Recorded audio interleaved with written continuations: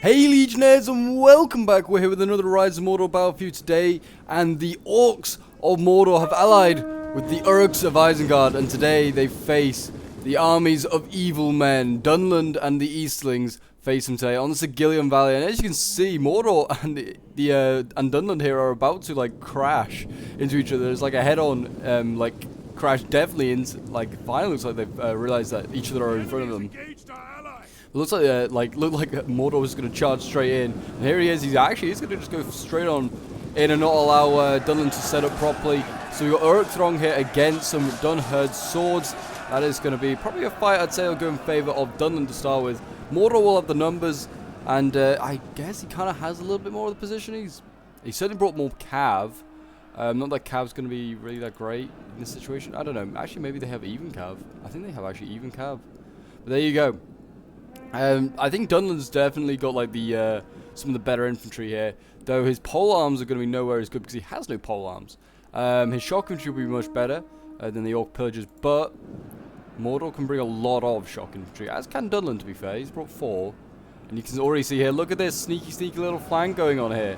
Urkthrong and Orc pillagers already flanking on around. It looks like they're going to be going straight on in, dealing with some more Dunherd swords here. I mean, this may be a fight that the Dunherd swords can't win, because it's Orc pillagers, it's shock infantry. We will see.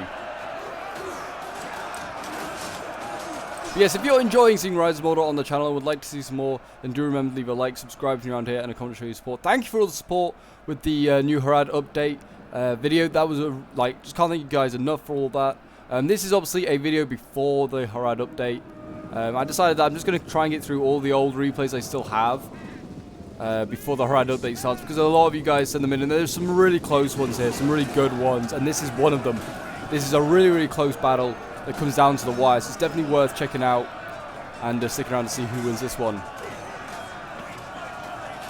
But yeah, Dunland again fighting off against more shock infantry and Mordor. Seems on the other side that the Isengard and Eastling fight is going to take a little bit more time to get ready and prepare. But as you can see here, look at this, Dunland is losing this fight. I mean, so the Orcs. But the real reason they're losing this fight is because of Morgul Legion. I was expecting them to bring guards. Oh, they have got 1 guards this team. Okay, so they've got an elite shock infantry and a not so elite shock infantry. There, look at that, Numenorians stabbing Dunland's swords. It's beautiful.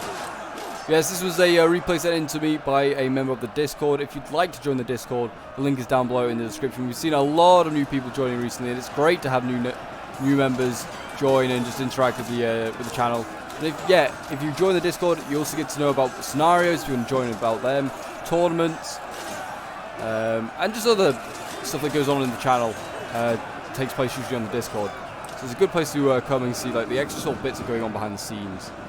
But yeah, as you can see here, we've got Orc pillagers. They're coming around the flank here. Looks like they're trying to really desperately try and get that flank. I mean, you can see here that Urkthrong have already done that. They are kind of going to be in a little bit of trouble. They are losing decisively because they're getting hit by like 2 or 3 sides, and they are actually being hit by the elite Blood Avengers.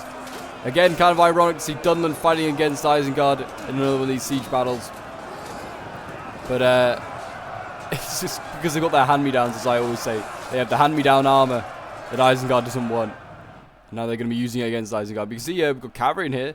Don't know how great a charge that really would have been. It looks like it's going to. It looked like it's going to try and pull through, but it's trying to hit these Blood Avengers. Not these Blood Avengers. These Dunherd Chosen. I mean, they're kind of losing. But I mean, the Cav's going to lose eventually in that fight. Shock infantry here as well losing. I mean, that's not a great sign.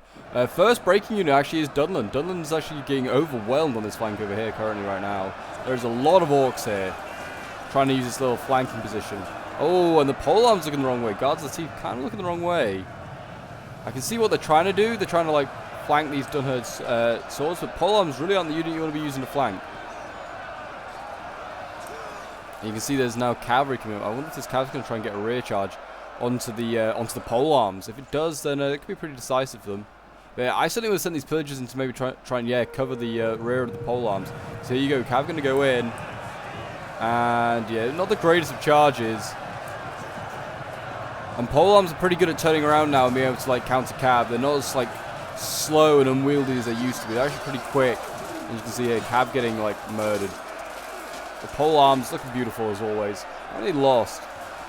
Lost actually quite a lot. They were at 110 literally not too long ago. So they're clearly getting caught out by Archfire and also looking the wrong way. So that's not good at all. Mordor, though, looks like he is starting to claim this front line. The polearm's certainly doing a lot of help. This left flank over here, though, I can't say so much. But here you go. Look at this. We now have these things coming forward.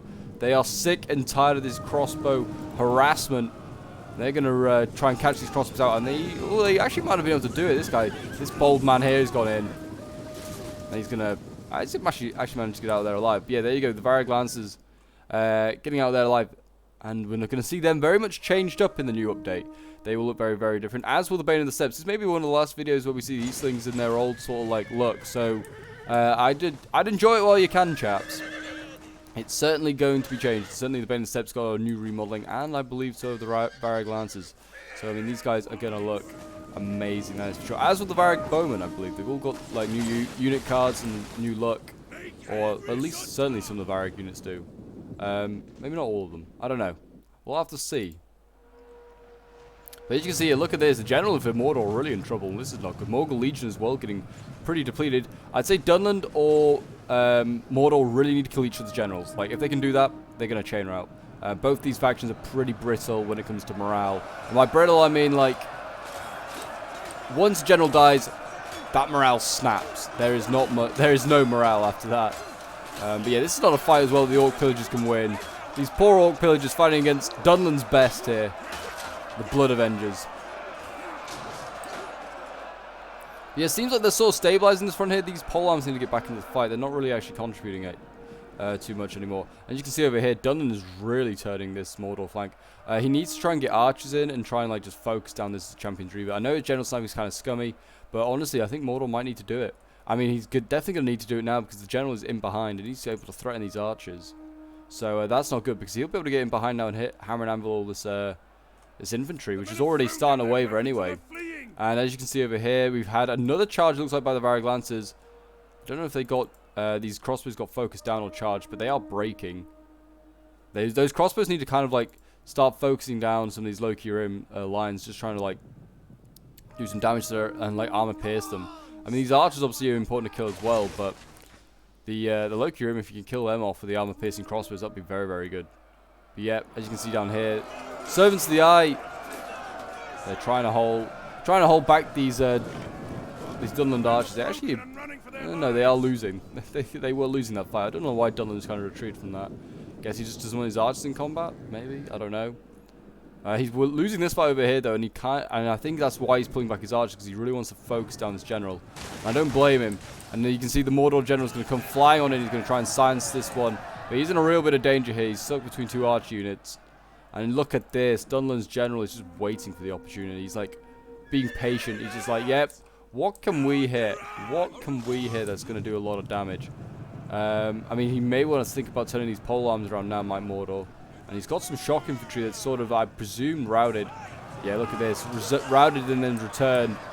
And I don't know if he meant to use it as a rear guard, but it is now the rear guard.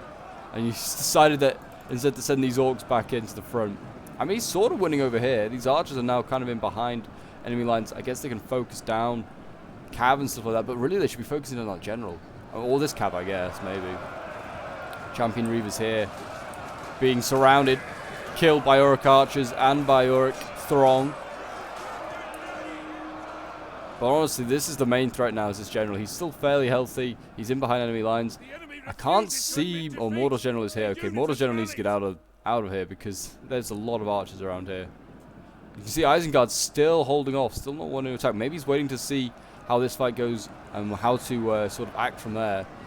It's bold, put it like that. I mean, bold by both sides. Both sides kind of, oh, I say that, and then these things move forward. Bold by both sides to hold off to see who wins this fight. Because if your side loses, then you're in like a 2v1 situation. When you could have just been in a 1v1 if you just decide to just go head on into your enemy. But it seems like these things maybe think that Dunland are going to lose. Maybe. I don't know. It's still really close to tell over here, I'd say. But maybe he thinks Dunland's going to lose. Look at this. Right into the back of these archers who are about to shoot the Morgul Legion in the back. So they just saved their polearms there. Really good charge. That will murder these archers. Look at them. Look at that. Going down so quickly. Very, very nice. That will do excellent. And I mean, Mordor's kind of doing okay. His archers need to return, really. This, like I said, he needs to get these archers returned so he can get these champion reavers. I mean, his general should do okay if he charges it and it doesn't charge him. But he's got no real support for it. And look at this, lots of infantry breaking here. And now the pole arms are at risk. Well, a bit more than at risk. They're getting flanked. These guards of the teeth. Though they are very elite Numenorian units, they don't like getting flanked.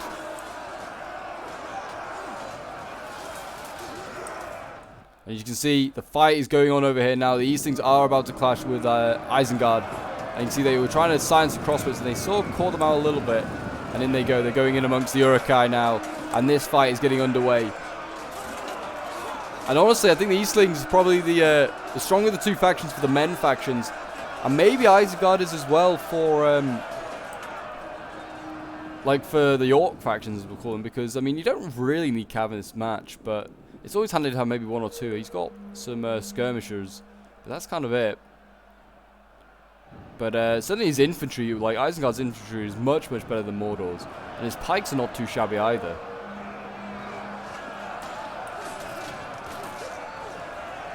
But this long, long line of shield walls is going to battle on. I mean, the pikes getting in already for Isengard. Probably a smart idea because you don't want to leave these pikes at risk of being hit by archers. And there you go. Mordor's general has died. Charged into Blood Avengers over here. And he's got himself killed. That is not good at all. I guess he's trying to save his pole arms. But yeah, Mordor now definitely going to probably be wavering. These guards of teeth may hold on. They are pretty good without their general. But everything else, like Orc units, will probably start to waver and break. I mean, if you can get like one more charge up with this general, you could probably hammer and anvil these Blood Avengers. But these Blood Avengers are almost like Berserkers. They will fight to the last man. Almost certainly. But yeah, I mean, the Cab's also exhausted. He needs to be using his like Warcry ability. He's trying to break things. Then he comes. I mean, it's a pretty weak charge because the general wasn't really set up, and also there's so few of them in the unit. But yeah, Blood Avengers still winning this fight. I mean, combat even now, they'll be fine. But yeah, as you can see, lots of chain routing. The guards of the teeth, like the only unit is confident. The rest of them are like, nah. I mean, these Blood Avengers may get killed off. I mean, Dunland has been left with very little, but look at this. Dunland's general coming in. He's going to deal a hefty blow to these Berserkers. A really, really nice charge there. I mean, Berserkers are really vulnerable when it comes to cavalry charges. The way you want to kill them. It really is. And, I mean, they're kind of, yeah, they're losing quite a lot, actually. Wow, they lost a lot. Isengard needs to do something about this. He needs to get maybe these Dunland Horse Ragers, get them over here and sort of cover the cav. And actually, surprisingly, Isengard's infantry seems to be losing. I mean, the pikes are losing decisively. I'm not sure how. There's nothing that should be able to challenge them. Berserkers in the fight as well.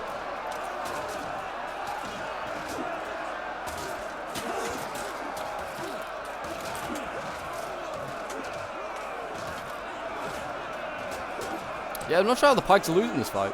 They should not be losing at all. You can see here, we're going to see Varag Warriors go through a nice little... they've seen a gap in the line here. You can see what they're looking at, and they're going to try and get in behind and maybe hit the Stormers, and maybe just try and get a bit of a flank on the pikes. I don't know, maybe they're waiting for the gap to open up a little bit more, but as you can see over here, this is looking really good for Isengard. They're beating Wards of Rune here, the elite shock infantry. But look at that, Baited Steps, how's he got behind? I guess he's snuck in there, and he's silencing crossbows. And the enemy general has died, so that is Dunland's general being killed off, ironically, by Dunlandings. So it now looks like it's down to, I mean, this is a big risk here by Eastlings. They've got their general in behind. He's cut off now because the general for Isengard has gone into the gap. So there's no way they're getting more troops through there. And now, I mean, these Dunlanding horse raiders will be able to chase these guys down because this is a very heavy unit. This is a very light. They've got every chance of catching them. And then the infantry can come up and support. But there you go. Look at that. Wards of Rune being broken. And that is not a good sign. Pikes seem to have stabilized. The infantry is still losing, actually, in quite a lot of spots. So it seems like Lokirim will beat Uruk-hai infantry. And look at this as well. Varag Warriors losing this fight. Berserkers just chopping them down. Berserkers with those crude blades just doing so much work. And Stormers in there as well. They'll hold the line for a long, long time. This is where all the elites clearly being put by Isengard on this flank.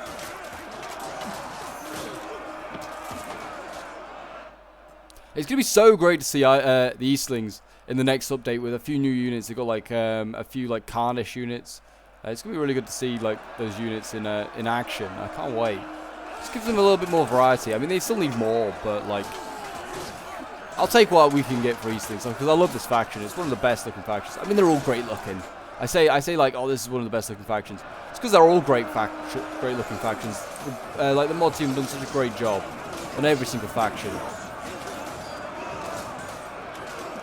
Like Isengard still looks great, and it's had no work done to it in years. It still looks that good.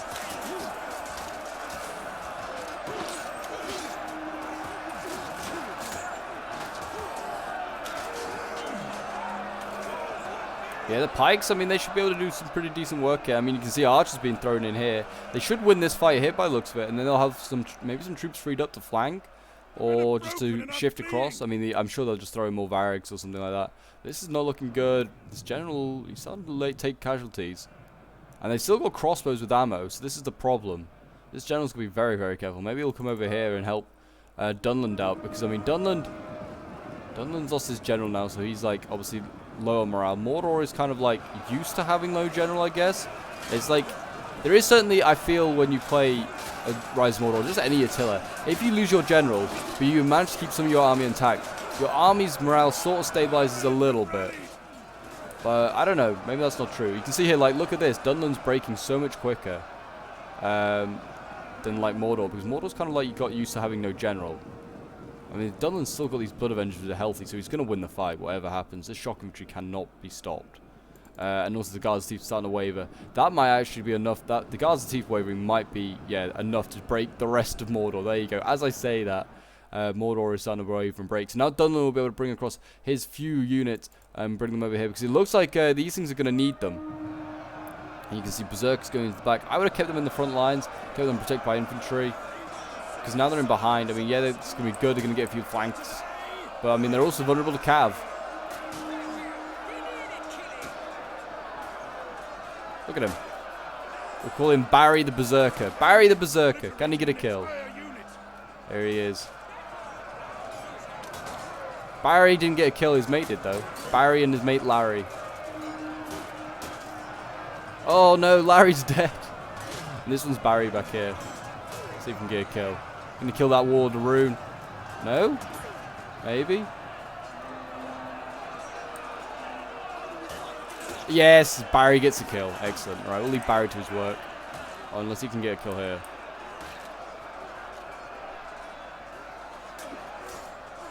Oh no, F to Barry. He died. But anyway, as the fight's going on, I mean, that may be a massive loss there for Isengard losing Barry. He was a good guy. But it does seem like Isengard have got the Eastling General in a pretty good spot here. They've got these Bayonet Steps. Though they're winning, they are pinning down. They are pinned down between the General, the Iron Stormer, and some infantry. I mean, these Dunland Horse Archers aren't, these Horse Raiders aren't going to do too much work. But, I mean, if you can get some, like, some infantry in here, like some healthy infantry, might be able to turn this around. This General, though, is in a little bit of trouble. And look at this. You're going to see Varric Lances charging head on in to the swords there. I don't know how I missed that charge. I do apologize.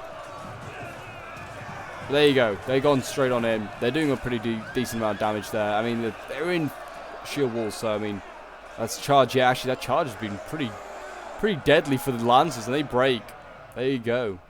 And the General's starting to lose now, as are the Raiders. The enemy has put our ally to the sword. And there you go. That's Mordor gone. But you can see over here the Eastlings having. Look at this. The Eastlings having charge. This Isengard line have littered the battlefield with bodies. You can see where Isengard sort of started, like here. Oh, General's died though. Look at that. Isengard's lost his General. That could be huge. And you can see a lot of breaking units. Dunland Horse Raiders have like no morale anyway. They just broke. Everything on this left flank is just broken there for Isengard. And that might just change the battle round. Dunland needs to get his reinforcements over here really quickly. Because you know what? I mean, if Isengard doesn't kill Eastling's General pretty quick, this could be ended with like a chain route. Because Isengard has no cav now. And these things do. These things still have cav. I mean, though it's weak and small units, it's cav. That's the main thing.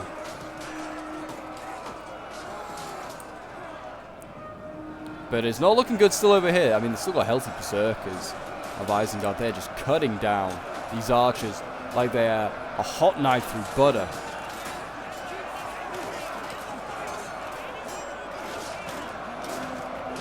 There you go, they've just seen off all of them.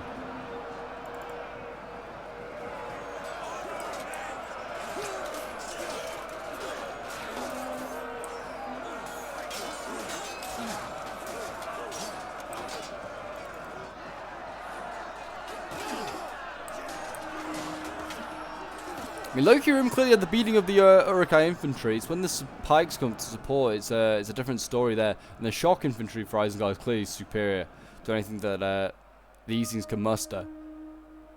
I'll have to see whether the shock infantry for Dunland though is a match. I mean, might be by the time that it arrives here, because all the other shock might be dead. These berserkers will start to take losses. They're in here somewhere. They're in here somewhere. I don't really like that they're all fighting these trees, but here you go. A bit of a mess down here. Pikes getting caught out. It's not a good sign. These pikes getting caught out. I mean, they're desperately trying to shift some stuff over here to support. You can tell the pikes coming over. They're trying to get kills on this cav, and you can see crossbows as well. They're trying to set up. I mean, they're trying to get hits. The general's starting to waver. Oh, I mean, that's enough to break him. Just a couple of shots into him that breaks him, and that's maybe not enough. You want to probably try and kill him. I keep shooting him as he runs. I mean, if they can't catch him when he's shooting, though, that's unlucky. He's run back this way. If they can kill him, then it's an even bigger morale debuff. But there you go. I mean, looks like Isengard is going to clean up Eastling's here, and then he's got to take on Dunland. I mean, Dunland's not got much left, but I think Isengard may just have enough. May just have enough. I don't know. I mean, what are there? 3 units here, 3 slings, and then Dunland. Unless Dunland can just, like, for somehow, like, just chain route a few of these units.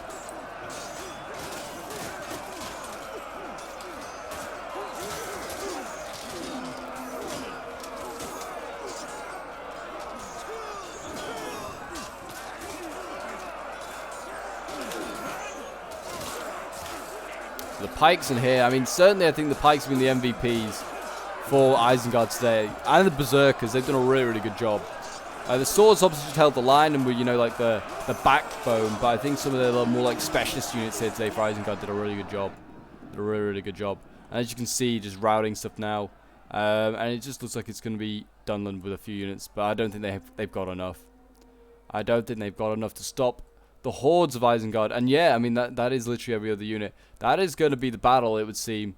Unless Dunland can turn this around, I'll be impressed. I mean, there's 3 minutes left in it, so maybe he does. Who knows? I said this one was close. I'm expecting a twist in the story still. We'll just fast forward and just let while Dunland arrives.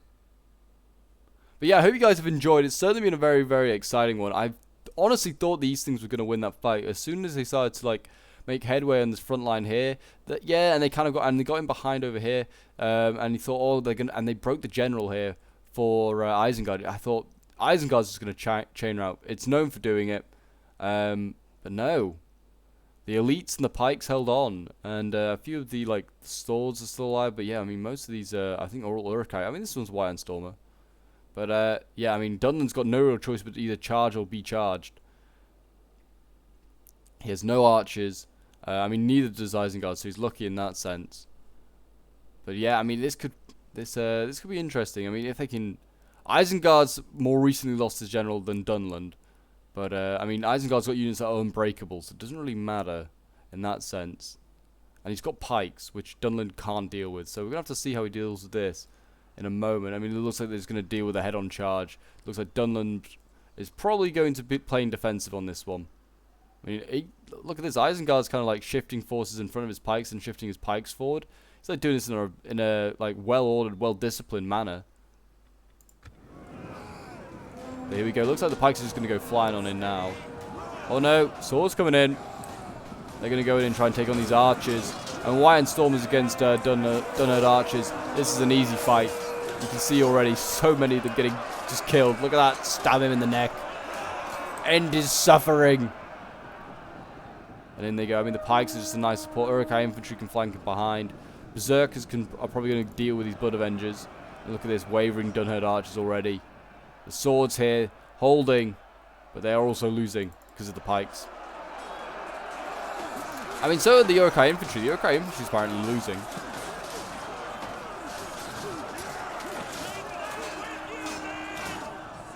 And there you go, archers already breaking, swords breaking, and the Blood Avengers just chain route instead. They'd never get into combat again, and the Pyrrhic victory goes to Isengard, and it certainly was a close one.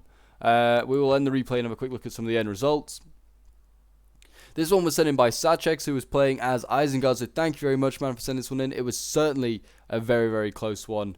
And yeah, some great kills here for both sides. So yeah, well done to Sachex and Division for like their victory, and yeah, well done as well to Replica Rider and LSG5. They did a very, very good, put up a very, very good fight, and yeah, it was certainly a very, very close one. So we'll quickly have a look at some of these kills. I mean, Isengard will go over first. I mean, it looks like 239 kills for these Uruk-hai infantry is not bad at all. Stormers 190 kills with healthy numbers left. The Berserkers not getting as many kills as I'd hope. These guys you kind of hope to get like 200 kills. This one may have gone on to get 200 kills if it got a chance. But yeah, 128 is kind of a bit low for them. It's certainly a unit that's like unbreakable. Uruk-hai Pikes getting 195 kills and 191. This is really good kills for Pikes. Usually these Uruk-hai Pikes get like 40, 50 kills. These guys getting like 200 kills is very, very good for them. Crossbows 96 kills, not too bad, and the Horse Raiders getting 27, so there's nothing amazing there. They're not that great anyway. And then you got Division here playing as Mordor, 393 kills with the Stones of the Eye, very, very nice. And then 170 kills with his Guards of the Teeth. His Uruk Throng getting 115, the best one. His Pillagers 116, the best kills there. He had to brawl so many of them. And then his Archers 176 kills, not too bad either. So well done to him. And then we have Replica Rider playing as the Dunlending Tribes. 251 kills with his Generals, really good as well. 239 and 229 with his swords is really, really good. 248 over here. He's got some really good kills with his Dunnerd swords. I mean, he's killing Mordor, but still, gotta kill him. 370 with his Blood Avengers, 495 kills with his Blood Avengers. Oh my gosh, they did so well. Champion Reaver's getting 148 here as well. It's not too bad, and his Archer's getting 112. And then we'll go to LSG5, who's playing as the Eastlings. 114 kills with his General before he got killed in his risky surrounding maneuver. And then you got the 228 with the Loki and Maceman's the best one there. It's not too bad, but I mean, so I kind of hope they were going to get better. Maybe. And then the Varag Warriors getting 82 kills, not too bad. The Warlords of Ruin getting 166. Again, another unit that I think should be getting over 200 kills, really, in a good game. Lokurium Archers, 154 kills, and the Varag Archers getting 59. And his Varag Lance is getting 42, which is quite poor, to be honest, for a shock cav. But yeah, there you go. That is today's battle. I hope you guys did enjoy. If you did, do remember to leave a like, subscribe if you're around here, and a comment to show your support. And until next time, Legionnaires, I will see you in the next one. Bye for now.